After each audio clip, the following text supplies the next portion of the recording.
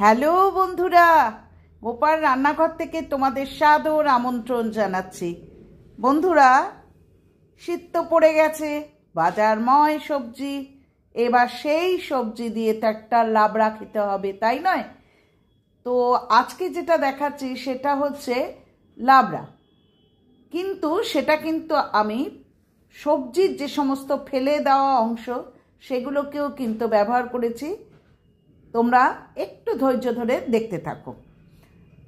তো আমার বাড়িতে যখন লক্ষ্মী পুজো সরস্বতী পুজো হতো, 40-42 জন লোক খেতে, তো অনেকগুলো আইটেম হয়, কিন্তু তার মধ্যেও কিন্তু সবচেয়ে অ্যাকসেপ্টেবল ছিল এই লাবড়া। অর্থাৎ প্রত্যেকেই এসে বলতো লাবড়াটা হয়নি, তো কিভাবে বানাই, কিভাবে করি সেগুলো দেখো। সবজি কেটে নিয়েছি, সব সবজিগুলো কিন্তু তেরচা করে কেটেছি। দেখো, কুমড়ো নিয়েছি, পটল নিয়েছি, বেগুন নিয়েছি, মূলো নিয়েছি, শিম নিয়েছি, আর নিয়েছি আলু। দেখতে পাচ্ছ শিম, এই মূলো, তাছাড়া নিয়েছি পটল, বেগুন, কুমড়ো, আর ওদিকে আলু। আর এখানে ফেলে দেওয়া জিনিসগুলোর মধ্যে রয়েছে হচ্ছে বাঁধাকপির পাতা, বাইরের দিকের পাতাগুলো, ফুলকপির ডাঁটাগুলো, আলুর খোসা, মূলোর পাতার পরে অর্থাৎ মূলোর শাকের পরে যে ঝুঁটির মতো অংশটা থাকে সেটা, আর হচ্ছে কুমড়োর বুক। এবার বন্ধুরা বলতে পারো যে এই সমস্ত খোসা পাতা টাতা দিয়ে কি হবে, দেখতে থাকো। খুব ভালো করে এগুলো তেরচা করে সব কেটে কিন্তু ধুয়ে নিও। কড়াইতে একটু বেশি করে তেল দিতে হবে, 4-5 চামচ তেল দিয়ে আমি এখানে কলাইয়ের ডালের বড়ি নিয়েছি। সেই বড়িগুলোকে বেশ লাল লাল করে ভেজে কিন্তু একটা প্লেটে তুলে রাখতে হবে। এবার বেগুনগুলোকে নুন হলুদ মাখিয়ে বেগুনগুলোকে কিন্তু আমি আগে ভেজে তুলে রাখবো। তার কারণ হচ্ছে সব সবজির সাথে যদি বেগুনকে দিই তাহলে সেই বেগুনটা কিন্তু একদম গলে গিয়ে ভ্যাদভ্যাদে হয়ে যাবে। এবার অবশিষ্ট তেলে কিন্তু আরেকটু তেল দিয়ে আমি 5 ফোড়ন এবং শুকনো লঙ্কাকে কিন্তু ফোড়নে দিলাম। খুব ভালো করে যখন গন্ধ উঠে গেছে, ঠিক সেই সময় আমি আলুগুলোকে আমি ভেজে তুলে রাখবো না, আলুগুলোকে ভেজে নেব। এই আলুগুলোকেও কিন্তু আমি তেরচা করে কেটেছি। বন্ধুরা, এই লাবড়ার স্বাদ হয় কিন্তু সবজি কাটার উপরে, এবং শুধু স্বাদ নয়, দেখতেটাও সুন্দর হয়। এবার আমি শিম, যেগুলো একটু শক্ত সবজি, আগে কিন্তু একটু ভেজে নিচ্ছি। শিমটাকেও কিন্তু আমি বেশ ভালো করে ভেজে নিলাম। এবার দিচ্ছি হচ্ছে মূলো। আচ্ছা, এখানে কিন্তু আমি কোনো নরম সবজি ব্যবহার করব না, ঝিঙে বা ভেন্ডি এই ধরনের জিনিসগুলো ব্যবহার করব না, সব শক্ত সবজি ব্যবহার করব। দেখো, মূলো আর পটলটা দিয়েছি। এবার মূলো আর পটলটাকে খুব ভালো করে কিন্তু ভেজে নেব। যখন সবজিগুলো ভাজতে ভাজতে কালারটা চেঞ্জ হয়ে যাবে, ঠিক সেই সময় আমি মিষ্টি কুমড়োটা দিয়ে দেবো।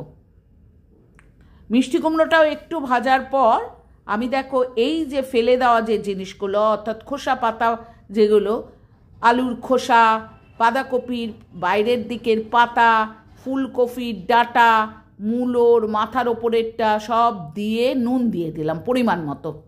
4-5টি কাঁচা লঙ্কা দিলাম, 1 চামচ হলুদ, 1 চামচ কাশ্মীরি লঙ্কার গুঁড়ো, 1 চামচ জিরের গুঁড়ো এবং 1 চামচ ধনের গুঁড়ো দিলাম। বন্ধুরা, এখানে কিন্তু আমি একটু আদা বাটা অফ ক্যামেরায় দিয়েছি, আর ঢাকনা দিয়ে রেখে দিয়েছিলাম। যখন জলটা প্রায় মরে এসছে, ঠিক সেই সময় কিন্তু আমি পরিমাণ মতো একটু চিনি দিয়েছি। যেহেতু সবজির পরিমাণটা অনেকটা বেশি, এবং চিনির পরিমাণটাও কিন্তু একটু বেশি দিয়েছি। এটা কিন্তু একটু মিষ্টি দিতে হবে, কারণ হচ্ছে নালে খাড়া খাড়া লাগবে। বেগুন এবং বড়ি যেগুলো ভেজে রেখে দিয়েছিলাম, যখন সবজি থেকে জলটা একদম মরে গেছে, তখন দেখো সেগুলো ভালো করে মিশিয়ে দিয়েছি। যখন জলটা একদম মজে গেছে, অর্থাৎ সবজি পুরো টেনে নিয়েছে জলটাকে, দেখো কি ভালোভাবে সেদ্ধ হয়েছে প্রত্যেকটা সবজি, এবং গায়ে মাখা মাখা হয়েছে। ঠিক তখন পর্যাপ্ত পরিমাণে কিন্তু ধনে পাতা দেবে, কারণ এটার ধনে পাতার উপরও কিন্তু অনেকটা স্বাদ নির্ভর করে। বন্ধুরা, আমার লাবড়া প্রায় তৈরি। নামিয়ে ফেললাম। কোনো ভাজা মশলার গুঁড়ো টুড়ো আমি কিচ্ছু ইউজ করব না। দেখেছো? এই যে ফেলে দেওয়া অংশ, অর্থাৎ এই যে খোসা, কুমড়োর বুক, এগুলো তো সত্যিই ফেলে দেওয়া অংশ, কিন্তু সেগুলোকে কাজে লাগিয়ে কি সুন্দর একটা আইটেম তৈরি হলো। এটি হচ্ছে লাবড়া। এখন তোমরা প্রশ্ন করতে পারো যে দিদি বা বন্ধু, এই খোসা ফোসা দিয়ে এটা কি করলে, এটা কি খাওয়া যাবে? পরীক্ষা পাত্র নিও, তোমরা একবার করে দেখো, তারপর আমাকে একটা অনেস্ট রিভিউ দিও যে ভালো লেগেছে না খারাপ লেগেছে। তো বারবারই রিকোয়েস্ট করছি, কোনো জল ঢালবে না, জলের ব্যবহার হবে না, আর তেলটা একটু বেশি করে দেবে, সিমে করবে, অর্থাৎ কম আঁচে করবে, ঢাকা দিয়ে দিয়ে করবে। কারণ তরকারিটা করতে গেলে কিন্তু একটু ধৈর্যের দরকার, ঠিক আছে? আর প্রত্যেকটা সবজি সুসিদ্ধ হবে, কিন্তু গলে পচে যাবে না, অর্থাৎ একদম মানে গলে টলে একাকার হয়ে গেল সেরকম হবে, থাকবে না। এই হলো আমার লাবড়া। একবার করে খেয়েও, অসম্ভব সুন্দর খেতে লাগে, কিন্তু তেলের পরিমাণ একটু বেশি দিতে হবে।